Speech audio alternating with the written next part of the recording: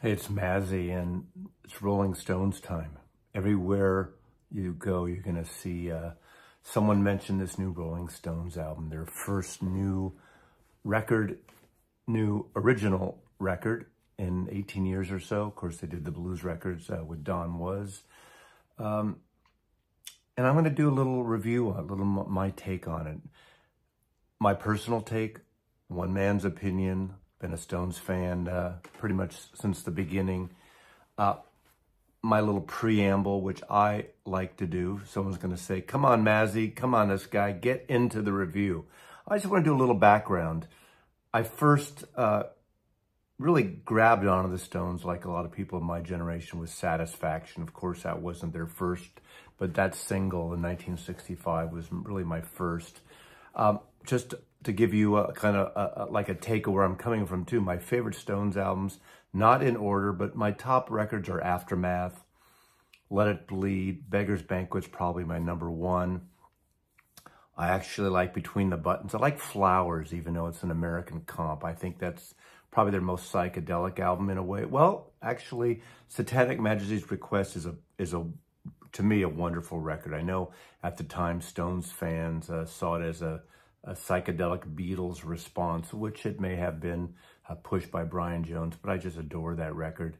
And of course, Exile on Main Street and Sticky Fingers. And 50 years ago, this year in 1973, when I first started working in a record store, the first Stones album that came out while I was in record stores working was Goat's Head Soup. And I'm not a huge fan of Goat's Head Soup. There's some great stuff on it. I think Angie is not a favorite song of mine, and isn't do do do da da da da. Oh, that's the Police. One of those doo doo songs is on that. I mean, there's some great stuff, but you know, one of my favorites of that sort of 70s period actually is Black and Blue. I think Black and Blue is the best sounding record the Stones ever did, especially the song Melody with Billy Preston's piano playing. I love the way that record was recorded, and Some Girls, and on and on and on. I first saw the Stones in 1969 at the Oakland Coliseum, and then later that year, I was dragged with some older friends of mine, and I went to Altamont. That's a story I've shared on my channel prior videos, but I'm not going to get into that today. And of course, 1972, Winterland with Stevie Wonder opening up. That was the Exile on Main Street tour. They did 4 shows at Winterland, a 4 and an 8 o'clock show, 2 days in a row. Winterland holds 5,500 people. The reason they did a small venue like that for Bill Graham and for San Francisco is sort of a thank you or an apology or a response to 3 years earlier, the Altamont debacle. Not totally the Stones' fault. In fact, probably not at all the Stones' fault, depending on your point of view and knowledge of that experience. But that was an amazing show. At the end of this video, I'm going to just drop in a few photographs that I took. I was on one of the side balconies, and I have pictures of that show at Winterland. And I went to Winterland probably more than any other venue, I think, over the years in the 1970s. So let's jump into this new album. Rolling Stones, Hackney Diamonds. Read all about the detail of what Hackney Diamonds means on other videos and interviews with Mick Jagger and the rest of the band. First of all, let me start with the cover. I'm always talking about the music. It's the Music Stupid on my channel. I think this cover art is terrible. Now, I actually looked up and checked into Paulina Almira. Paulina Almira is the artist who did this, and her work is very glitzy, and it's actually really enjoyable. And it's a certain style that my guess is she does it digitally, since we at one point represented illustrators and artists like this who do commercial work. You know, I understand this style of artwork. I just don't think it's appropriate for this type of Stones album. It's a little too glitzy, and I get the idea of Hackney Diamonds. Her kind of work reflects that. It is a glitzy thing with the diamond and the animation here. And as a commercial artist, I don't think she was an appropriate choice, but I could totally see some art director. And the art director on this album, design and art direction, Studio Fury. I don't know them. And if you're watching Studio Fury, I don't know what you do, and I did not look you up. But I understand when a client and an art director is pulling in artists for projects, representing photographers. I'm well aware. I've been on the other side trying to submit the artwork of the artists I represent to not just the corporate clients, but record companies, movie studios, any kind of commercial work, advertising. But I just don't think it fits this. It gives a glitz that, to me, doesn't work for the music inside. It doesn't represent the music. I think her work is more suited maybe for a more soulful dance-like artist. And also her work would be, this to me looks like a pharmaceutical ad. And that's not a cut, believe me. I know what pharmaceutical ads can pay, so I don't see that as a cut. And as a gatefold, what a waste. This doesn't need to be a gatefold, except the Stones probably wanted a gatefold. So you're putting that in there. And then I'm not going to even get into this video, all the variants. That's just where we are today in 2023, whether it's color variants, there's a Paul Smith cover, there's baseball stadium covers, baseball hat. That's for another video, another time, another place. But there is an insert. It lists all the track listings and who plays on what track. Again, you know, I think last time the blues record they did with the blue cover and the tongue logo was really lazy. And I just, you know, come on, that's your corporate logo, and it's lazy when you make a creation like that. I would have preferred, you know, I know they're 80-year-old guys and beautiful black and white photography, a wonderful photographer, really kind of gritty in there. And I know they're trying to expand their audience, so photographing 80-year-old men isn't the way to go. But Stones have done other things without having their pictures on it in the past, and I think it could have been a little more ingenious. Next to the music. When I first heard the opening single, Angry, when it came out on video and the promotion from it, I liked it. I didn't love it, but I actually liked the video, the look back, the harking back of the images of the Rolling Stones, and it's in your face, typical Stones. I mean, one great thing about the Stones is even in their least interesting records, they sound like the Stones. And that's a good thing. I mean, obviously I like some Stones record better than others. And obviously if you're a really Stones freak, you're going to know their later records. Now, I have been all in on the Stones. I bought every record, every Stones album, pretty much from 1965 on, right the week it came out. And this I picked up at a local store, Easy Street Records, on opening day, on the day it was released. So as of this recording, I've heard the album, the vinyl version, through 3 times. Someone did play me the CD, and I will say off the bat, the vinyl version sounds better than the CD. There is something about a little bit of a compression. I'm not so much into DR numbers and that kind of audio sound. This is a modern sounding record, but it doesn't go overboard in the sound of the record. However, I wish it was more dynamic overall, but it does sound really good. The producer is Andrew Watt. I think he did an excellent job on here. And the songs are good. They're true to the Stones.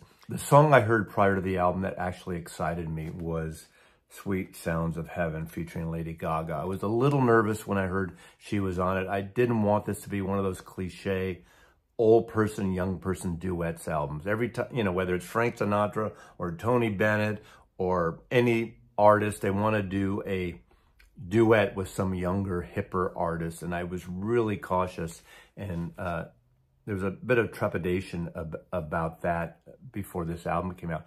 When I heard it, it gave me that wonderful sense of harking back to 1969, 70, around Gimme Shelter time, when the Stones and a lot of rock bands around that period, whether it's Delaney and Bonnie and the band and Leon Russell and so many artists, and George Harrison, were into this sort of rock and soul gospel sound. And that's exactly what this is.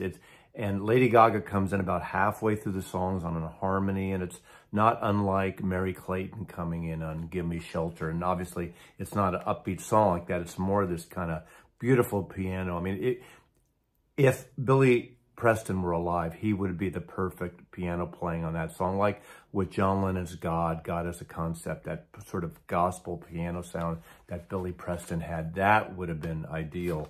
But it's a wonderful job here. Now, the superstars, the guest stars, what's nice about it too, they're not in your face. Elton John's piano playing on one track. You got 2 tracks with Charlie Watts recorded early on, and there is a different sound. When you hear Stones with Charlie, that's kind of the way we know it, the feel. It's kind of like, can you imagine the Beatles without Ringo? No. Now, Steve Jordan's a great drummer, and not to take anything away from them, but it adds a different feel to it. But again,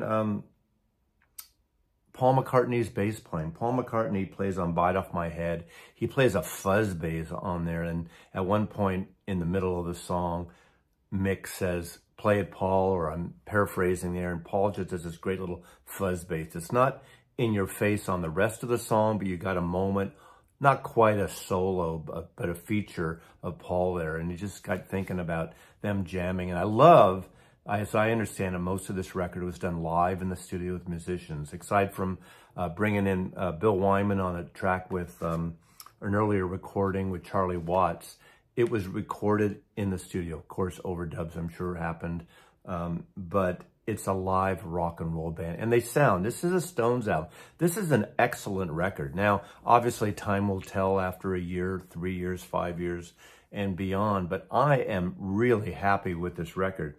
I like the final song, Rolling Stone Blues. It sounds like, again, Rolling Stone Blues, and there's several songs on here that have that country blues feel like they would do on Beggar's Banquet, and Girl with the Faraway Eyes. Not quite as country, more on the blues side of that. And that really shows the cliche of a Stones album. And a cliche of a Stones album is not a bad thing. I think it's, in fact, a good thing. It's not trying to be modern music and writing modern things. I mean, they did more of that when they did Some Girls, when they did Miss You, when they actually did a disco song back in, what is that, 1976 or 1977, 78, that period, when the Stones were kind of reaching for whatever the new thing was. And, you know, even they did a lot of reggae stuff, but reggae stuff was still kind of new to the masses in the 1970s when the Stones were doing sort of reggae beats and things like that. And it worked. It worked for the Stones. They have the real you know, influences, like the blues influences, soul influences of early Stones album. But again, this sounds like a Stones album, as we hoped it would, as it does sound. And I can't think of any song that's a terrible song on here. It's actually a really good record. Even the song that I mentioned, Bite My Head Off with Paul McCartney, it sounds like a punk song. It could be like a Sex Pistols, Clash song, a little bit like Little Rough in Your Face, and maybe some of the old farts watching this who just want something a little more, the acoustic, the ballad side of the Stones aren't going to dig that. But I tell you, after the third listening, it's really a wonderful take. I'm seriously surprised how much I like this record. And as I said again, I wasn't really excited until I heard Sweet Sound of Heaven. And that's just, you know, a mid-tempo thing. There's a lot of rock and roll on this record. If you're a fan of the rocker period of Rolling Stones, I think you're going to be happy with this record, but give it a chance. You know, it's a great record. It's out there in the world right now. Check it out. And I was surprised, even my local Easy Street where I got it, it seemed like there was only one copy left by the time I got there at 10:30 in the morning on release day. I didn't pre-order it. But Hackney Diamonds, the Rolling Stone, that's my take on this. Love band, I've been a Stones fan for many years, and I hope that gives you sort of a good idea, not song by song, but just it feels really good. Mastering could be a little more dynamic for my taste, like Beggar's Banquet or Let It Bleed, but it's a fine record. And, you know, I don't usually rate records, but I give it a solid B+. And for right now, after 3 listens, and we'll see. Again, you never know. We're always excited about a record when it comes out, and sometimes that excitement dissipates after a while, thinking, we just like it because it's new. It's something new. It's like a shiny diamond, you know, a diamond in the rough. But again, aside from the artwork, I enjoy this record and I recommend it. Thanks for watching. Mazzy loves you.